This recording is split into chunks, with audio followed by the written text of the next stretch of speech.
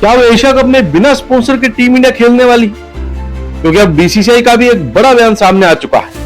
हाल ही में betting apps को लेकर और गेमिंग एप्स को लेकर सरकार ने एक बिल पास किया था, जिसके बाद अब टीम इंडिया के स्पॉन्सरशिप पर भी बड़ा खतरा मंडरा रहा है। अब अक्सर देखते हैं कि ड्रीम 11 जो टीम इंडिया का टाइटल स्पॉन्सर है वो उनकी जर्सी पर लिखा होता है, चाहे वो मेंस क्रिकेट हो या फिर वुमेन्स क्रिकेट हो।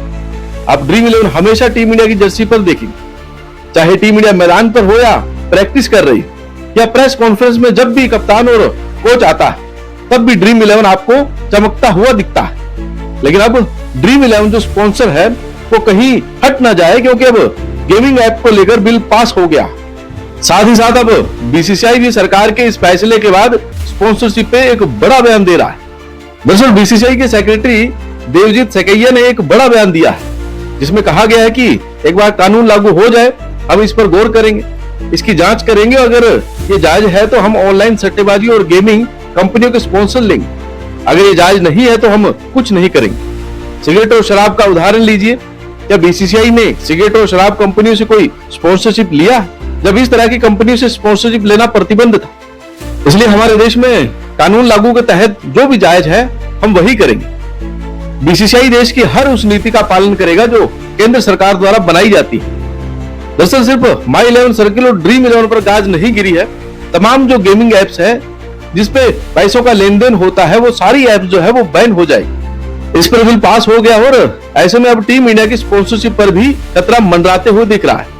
अगर ये एप्स बैन होती है तो जाहिर सी बात है स्पॉन्सरशिप भी हट जाएगी, तो ड्रीम 11 जो लिखा है वो आपको लिखा हुआ नहीं दिखाई देगा, सिर्फ इंडिया लिखा हुआ दिखाई देगा जर्सी पर। और अगर सरकार कोई बड़ा फैसला लेती है और ड्रीम 11 भी वहां पर मौजूद रहता है तो ये आप कह सकते हैं कि ड्रीम 11 आपको टीम इंडिया की जर्सी पर प्रिंट होता हुआ नजर आएगा। दरअसल ड्रीम 11 11 जुलाई 2023 से मार्च 2026 तक स्पॉन्सर है और 358 करोड़ में ड्रीम 11 ने टाइटल स्पॉन्सरशिप जीता था। इसके अलावा माई 11 सर्किल के पास 2024 से 2028 तक गेमिंग राइट्स है। 625 करोड़ में माई 11 सर्किल के साथ ये डील साइन हुई। तो माई 11 सर्किल और ड्रीम 11 सर्किल अगर इन पे गाज गिरती है, बैन होते हैं, तो फिर बीसीसीआई को भी यहाँ पे करोड़ों का नुकसान हो जाएगा। इसके अलावा बीसीसीआई के सचिव आगे कहते हैं कि केंद्र सरकार ने खिलाड़ियों, टीमों और भविष्य में हमारे देश में आयोजित होने वाली आयोजकों का भी ध्यान रखा। बीसीसीआई सरकार की नीतियों की 1 इंच भी खिलाफ नहीं जाएगी। हम केंद्र सरकार की भी सभी नीतियों का पूरा तरीके से पालन करेंगे, चाहे वो किसी भी इंटरनेशनल खेल आयोजक में भागीदारी हो या फिर नहीं। हम हर नीति का पूरा ईमानदारी से पालन करेंगे। तो बिल पास हो चुका है, स्पॉन्सरशिप पर भी खतरा मंडरा रहा है।